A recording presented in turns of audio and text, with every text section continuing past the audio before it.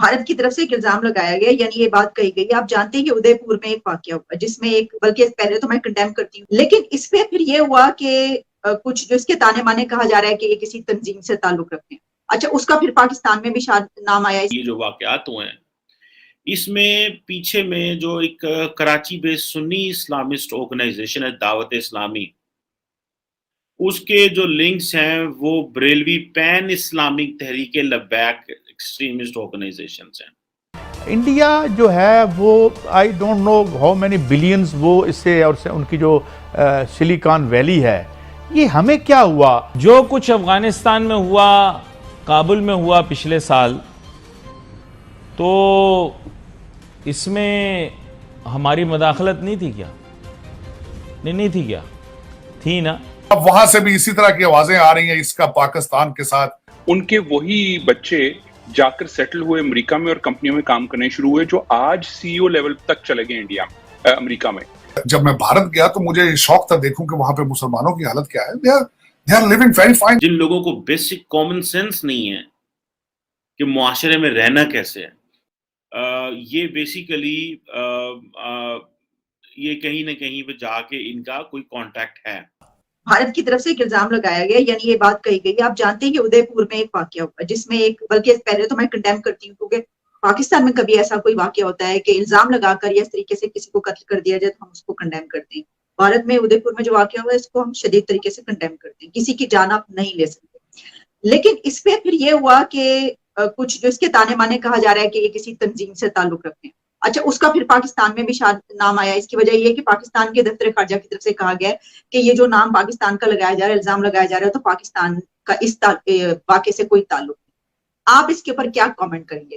دیکھیں، میں عالیہ، میں بلکہ سخت کنڈیم کروں گا کہ کسی انسان کی جان جانا. میں تو کسی جانور کی جان کے تک کبھی نہیں سوچ سکتا کہ نہ کی جائے.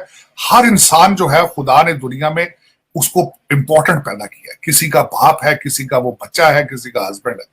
تو یہ بالکل ڈیفینیٹلی نہیں ہونا چاہیے تھا. ڈیفینیٹلی ہر مذہب آپ کو پیار محبت کا اور ان چیزوں کا وہ پریچ کرتا ہے. بلکہ میں یہ کہتا ہوں اگر کوئی مذہب آپ کو نفرت سکھاتا ہے تو then you need to change your religion. اور یہ خاص کر کسی کی جان دینا، اور مذہب جو ایک ایسی چیز ہے عالیہ، خدا کے ساتھ، ایشور کے ساتھ، خدا کے ساتھ، بھگوان کے ساتھ، واحد گرو کے ساتھ آپ کا پرسنل ریلیشن شپ ہے. آپ اس کو خود جواب دیں بجائے کہ ہم کسی کو کہیں کہ یہ کافر ہے، یہ مسلمان ہے، یہ اچھا مسلمان ہے، یہ برا مسلمان. This is not fair in 21st century. میں اس کو سیریسلی کنڈیم کروں گا. اب وہاں سے بھی اسی طرح کی آوازیں آ رہی ہیں اس کا پاکستان کے ساتھ. میں جس طرح ہمیشہ یہ کہتا ہوں، خان صاحب نے سیاسی پارٹی کو مذہبی پارٹی بنا دیا، میں اس کو بھی کنڈیم کرتا ہوں. ہمیشہ آپ کو پتا ہے میں یہ کہتا ہوں، یہ غلط کیا ہے. امر بالمعروف کی فلسفی از رانگ. ساجد صاحب، اس میں ایک چیز ایڈ بھی کروں گی آخر میں، وہ یہ آپ کامنٹ بھی کرنا چاہیں کہ ہماری طرف سے بھی ایک یہ بچکانا ایٹیچیوڈ ہوتا ہے کہ وہاں کے لوگوں کا معاملہ ہے، کیونکہ وہ جو 25 کروڑ مسلمان وہاں پہ وہ انڈین ہیں. بالکل ہم اس کو جو ہے نا سوشل میڈیا پہ کس طرح لیتے ہیں کہ جیسے وہ پاکستانی، اور کوئی ایک بات ہوتی ہے تو ہم بھارت کے خلاف اور ان مسلمانوں کو اپنا کہنا شروع کر دیتے ہیں اور یہ کہتے ہیں کہ آپ آ جائیں. اور یہ جو ہے ہمیں یہ نہیں پتا کہ ہماری ٹوٹل جتنی پاپولیشن ہے اتنے وہاں پر مسلمز ہیں جو کہ اقلیت میں ہیں. تو یہ بھی ایک ایٹیچیوڈ ہوتا ہے. میں عالیہ، بلکہ میں آپ کو بتاتا ہوں، آج سے 15-20 سال پہلے میں گیا، بلکہ ایز اے وہی پاکستانی دیسی مائنڈ سیٹ کے ساتھ، کہ جب میں بھارت گیا تو مجھے شوق تھا دیکھوں کہ وہاں پہ مسلمانوں کی حالت کیا ہے. they are living very fine. میں کئی شہروں میں گیا، بلکہ میں ڈیلیگیشن کے ساتھ گیا سرکاری طور پہ، اور مجھے I had opportunity to meet very successful Muslims there. And I asked them this question کہ how you are living. They are very patriotic with their Indians. اور وہ جس طرح وہ کہتے ہیں کہ they introduce themselves Indian first. اور میں سمجھتا ہوں ان کو ہونا بھی ایسے ہی چاہیے، کیونکہ وہ وہاں رہتے ہیں، اس سسٹم کا حصہ ہیں. They are the second biggest minority there. تعلیم یافتہ ہیں، پڑھے لکھے ہیں. میں نے ان کو بڑے بڑے فیلڈ میں دیکھا ہے، ان کو they are living well.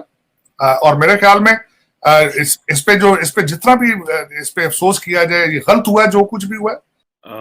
دوستو، ایک بڑا خلفشار قسم کا واقعہ پیش آیا انڈیا میں، ادے پور میں، جہاں پہ دو جو سیلف ریڈیکلائز قسم کے شخص تھے، انہوں نے وہاں پہ ایک درزی کو جو ہے اس کو مار دیا.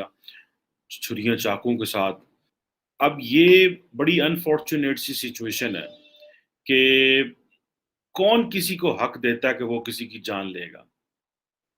क्या किसी मुसलमान को ये हक है कि वो खुद ही फैसला करे कि मैंने किसी हिंदू की, किसी सिख की, किसी और की जान लेनी है?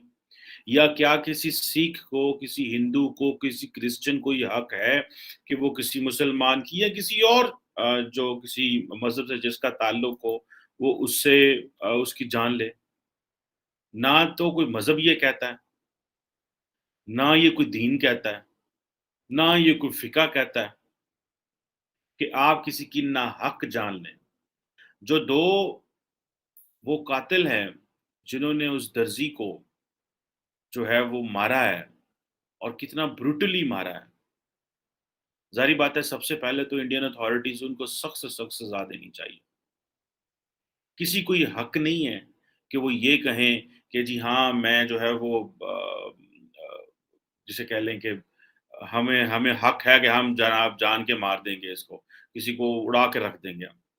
हिंदुस्तान टाइम्स की रिपोर्ट आई, उन्होंने कहा जी कि ये जो वाक़यात हुए हैं, इसमें पीछे में जो एक Karachi based Sunni Islamist organisation है दावत-ए-इस्लामी, उसके जो लिंक्स हैं वो Barelvi pan Islamic Tehreek-e-Labbaik extremist organisations हैं।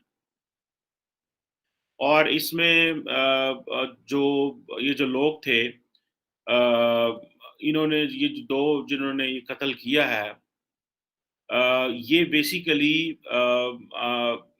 ये कहीं न कहीं पे जाके इनका कोई कॉन्टैक्ट है।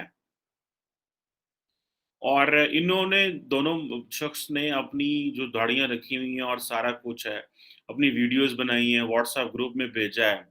आपके पास कोई आर्गुमेंट नहीं है कि आप किसी को ये कहें कि जी आपको किसी को कत्ल करेंगे या किसी को थ्रेटन करेंगे। जिन लोगों को बेसिक कॉमन सेंस नहीं है कि मुआशरे में रहना कैसे है।